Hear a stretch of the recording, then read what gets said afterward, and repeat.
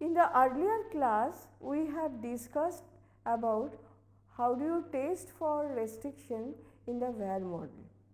In this class, I will basically continue with this problem and see some different approaches of estimating the restriction of the model and how do you test for that restriction, and we will give some example to test how in reality this test for restriction is carried out. Then I will go for Granzer causality testing. I will basically describe how do we mean by Granzer causality testing, and then discuss the practical approaches of estimating such Granzer causality and also give some economic example, that is some example from economic model to handle the problem of Granzer causality.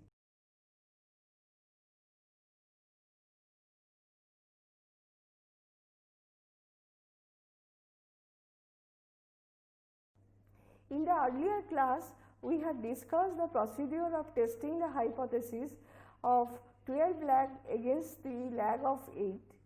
Now, at this point, we could also seek to determine whether the 4 lags will be appropriate. Now, in this context, I must mention that one should take sufficient care in paring down the lag length in this fashion. This is because this procedure will not often reject the null hypothesis of 8 versus 12 lags, although it will reject the null hypothesis of 4 versus 12 lag. Now, the problem with paring down the model is that you may lose small amount of explanatory power at each stage. Overall, total loss in explanatory power can be significant. So, if we find this is to be true, then in such circumstances it is better to use larger lags. So, what we have to do? We have to give some value judgment seeing the value of the test statistics. Now, let us take another example. Now, here I will consider the example of seasonal dummy. Now, suppose you want to estimate the seasonal effect of any variable, say price, quantity, etc. By incorporating the 3 seasonal dummies in each of the n equation of the VAR. So, in this case, suppose we want to see whether say agricultural production of a commodity has any seasonal effect or not. That is, we want to test whether the behavior of the output vary across different seasons, and since you have 4 seasons, so what we have to incorporate 3 seasonal dummy to make the model be consistent. Now, our first approach will be to estimate the unrestricted model by excluding dummy. Total number of restriction in the system is 3n.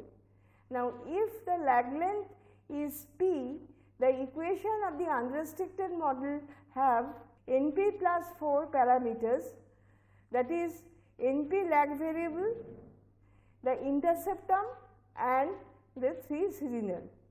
If for some specified significance level, this calculated value of chi-square exceeds the critical value, the restriction of the no seasonal effect can be rejected.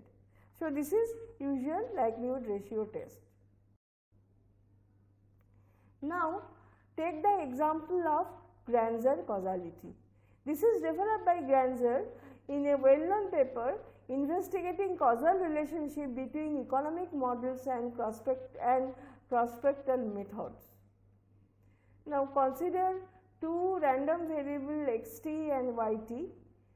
Now, consider 2 forecast error of xt s period ahead. So, in the first forecast error, we have forecasted the value of xt given the values of past xt's, and in the second forecast we forecast the future values of xt taking into account the past as well as past values of xt as well as past values of yt. Now, in both these two cases consider the mean square error. Now, if you find that mean square error for the first model is exactly equal to the mean square error for the second model, then our conclusion is that yt does not Granzer cause xt for all s greater than 0. That basically implies yt is not linearly informative to forecast xt. This is because if the value of the two forecast error are identical, then it basically implies it is immaterial whether we actually include or exclude yt. In that case, we basically say that yt do not add any information to the forecasting value of xt, and hence we claim that yt does not cause Granzer cause xt. Now, to make the point more clear, let us consider our where example, and let us consider the two examples that we have already using. In a two equation model with p lag, yt does not Granzer cause xt if and only if all the coefficient of lag value of yt in xt equation is 0. So, if all the coefficient of lag value of yt in xt equation is 0, then we are basically claiming that past values of yt are not causing the future values of xt. That is, the past values of yt are not affecting the current value of xt, that is yt is not Granzer causing xt. If yt does not improve the forecasting performance of xt, then yt does not Granzer cause xt. If all the variables in var are stationary, the direct way to test Granzer causality is to use a standard F test. So, as in our earlier case, assume a lag length of p. So, yt is, so xt depends on past values of xt up to lag p as well as past values of yt up to lag p. Now, estimate OLS equation and test for the following hypothesis: beta 1, beta 2 up to beta p equal to 0, that is all the coefficient of yt, lag value of yt in the original equation is 0. Against the alternative hypothesis, any beta 1 is not equal to 0. So, here also you use the same kind of testing, obtain the unrestricted sum of square residual RSS1 and also obtain the restricted sum of square error, get the F value, that is the difference between the unrestricted sum of square error minus the restricted sum of square error, and if F follows a chi-square p, then we claim that the restriction is not binding. Now, the test for Granzer causality is different from the concept of exogeneity. Now, for xt to be exogenous, we would require that it must not be affected by contemporaneous value of yt. So, basic idea behind exogeneity is that if xt is said to be exogenous, then the current value of xt is not affecting the current value of yt. So, if xt is exogenous, then there is no contemporaneous correlation between yt and xt. However, Granzer causality refers only to the effect of the past value of yt on the current value of xt. So, in case of Granzer causality, what we are doing? We are trying to find out whether the past values of yt has any effect on the current value of xt. So, Granzer causality actually measures whether current and past value of yt helps to forecast future value of xt. Now, if we forecast xt plus 1 conditional on the value of xt, we obtain forecast error. Now, given the value of xt, information concerning yt does not aid in reducing the forecast error of xt plus 1.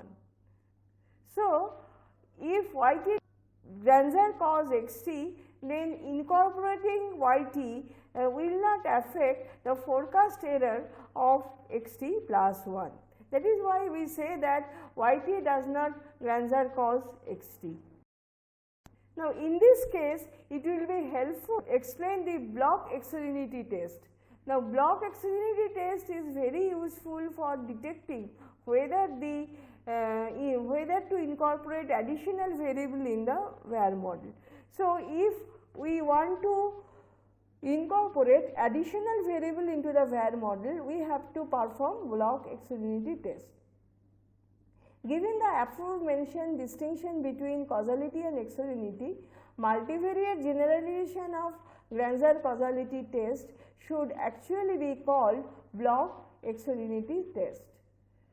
To determine whether lag of one variable, say Wt, Granzer cause any other variable in the system, we basically perform block exogenity test. So, let me describe the trace procedure. So, let us consider the example of a 3 variable case Wt, Yt and Xt.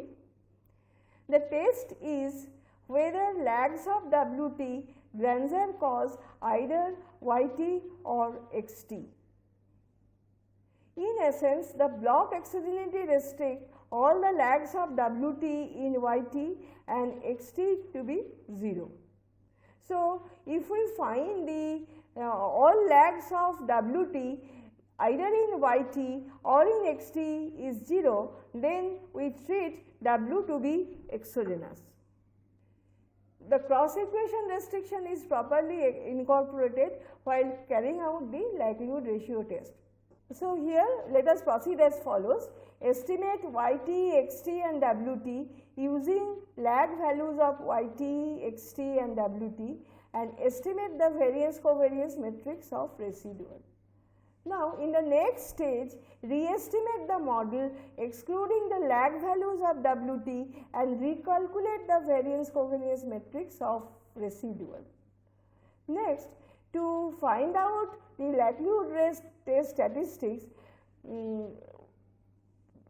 let us in the next step then calculate likelihood ratio statistics, and these likelihood ratio test statistics should follow a chi-square distribution with 2 p's of degrees of freedom, because p being the number of lag length, the number of restriction in each equation is p and total number of restriction in the system turns out to be twice p. Now, let us consider some example of Granzer causality.